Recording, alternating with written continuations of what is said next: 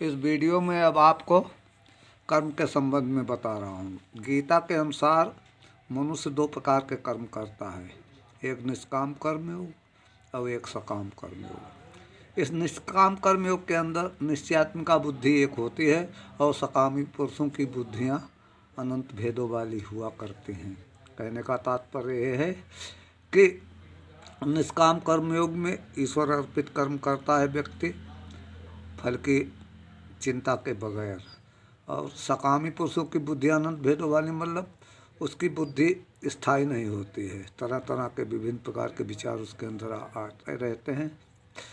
दूसरे प्रकार के कर्म व्यक्ति जब करता है प्रारब्ध फल भोग कर्म, ये तीन प्रकार के होते हैं। पहली प्रकार प्रारब्ध फल भोग कर्म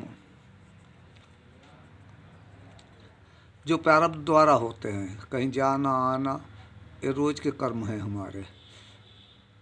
फिर दूसरी प्रकार के कर्म व्यक्ति जब करता है तब वो दान देता है, यज्ञ करता है, जप तप करता है आदि आदि। और तीसरी प्रकार के कर्म जब करता है तो धारणा बनाता है, ध्यान लगाता है और समाधि में प्रवेश करता है। ये किसी संतों के मत अनुसार ये तीन प्रकार के कर्म व्यक्ति करता है। और वेदांत के अनुसार व्यक्ति चार प्रकार के कर्म करता है, पुण्य कर्म, पाप कर्म।